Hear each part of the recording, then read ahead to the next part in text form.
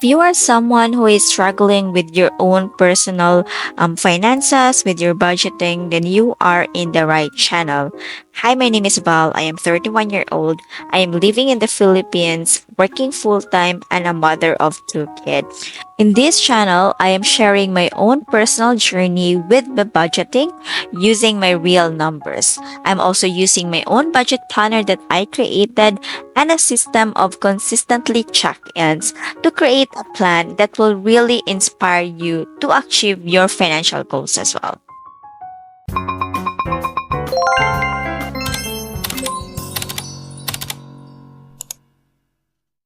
Alright guys, it's the time of the month to do some monthly budget reset guys. So this is something that I'm always sharing na every month magre-reset talaga kayo ng pera ninyo, yung mag-check-in kayo ng inyong savings goals, savings planner, yung mga utang tracker ninyo guys. So every month dapat chine-check nyo yan kasi how would you know the progress or how far are you with your goals with with how much you have been paying, magkano yung nasi-save niyo every month if you are not doing it on a consistently monthly thing, right? So right now guys, we will be doing the November monthly reset budget.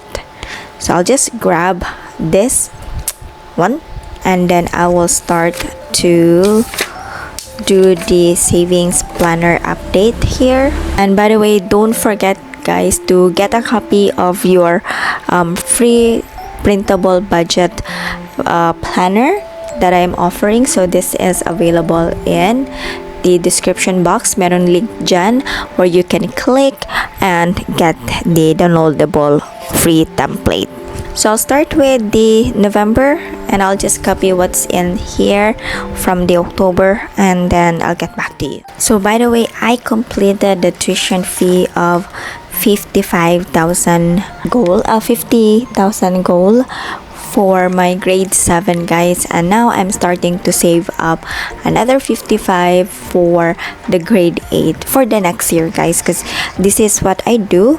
I know how tuition fees can really be expensive, so you really have to be ready. Yun yung pinapractice ko sa self ko when I was like, before I have my kid enrolled to this school, I been practicing myself na sige, let me do this part of my budget, but it will be on the savings goal. Let me see if I can set aside every month of this amount of tuition fee, and I was able to do so. So I've completed the grade 7, so that's a milestone for me as for the savings. Now I'll go ahead and start the grade 8 tuition fee na guys. Holiday funds, I didn't write it here, but actually nakompleto ko na siya. With the holiday funds, I have already 13,000 in my account. That is exactly coming from the third quarter for this month that I've earned from my event industry na business guys. So yes, I was able to earn that amount. So nilagay ko siya sa holiday funds para completed na. So that's already 2 of my milestone that I have completed for the savings planner. So you see guys, when you do a monthly check-in, you'd be able to feel yourself na na-achieve mo na yung mga goals mo every month, yung mga milestone, yung mga sinking funds na parang nagsa-start ka from the beginning of this year na mag-e-end na naman ang this year na parang you're feel fulfilled kasi nakompleto mo na siya. So that actually felt so good. So this is my new savings planner, savings goal guys. So I'm putting some car here because I wanted to share with you how I never thought of dreaming to have a car. Kasi before I was really okay with commute, I was okay with like move it lang, but then I realized since nga I'm starting to learn how to drive, we do have our old car, yung multicab guys na 2 seater lang, and Yan yung ginagamit. Medyo malayo siya sa amin. I just realized that. And although okay naman kung mag-move it lang siya, but they think that hindi okay if kapag umuulan pala. So, I've got a problem with our multicab na nasisira na siya. Kung sira man, siguro hindi enough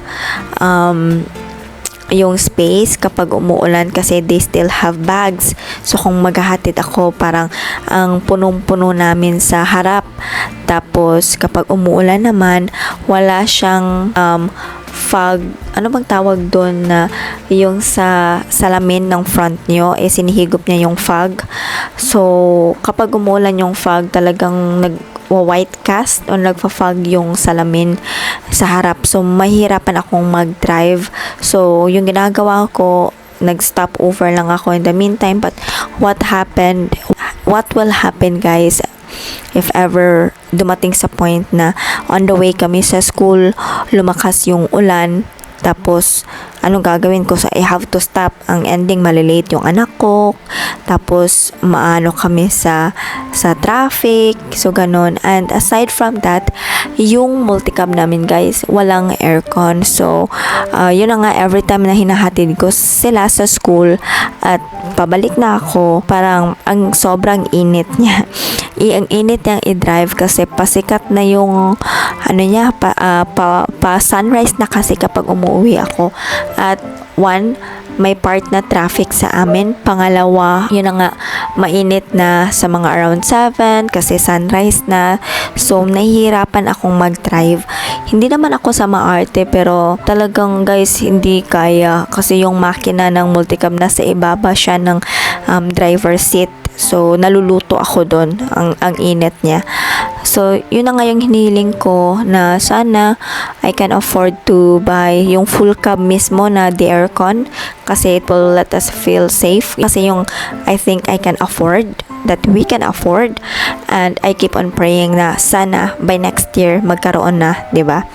Para again, may kids ako na they can be comfortable kapag nahatid ko sila sa school, and if ever uulan, yes, kukunin ko sila from their school and komportable din, 'di ba? So iba talaga yung comfort na binibigay ni car. So for me, car is essential. Hindi siya panggarbo kasi kung panggarbo man yung gusto ko, edi sana bibili na lang ako ng Jimny, 'di ba?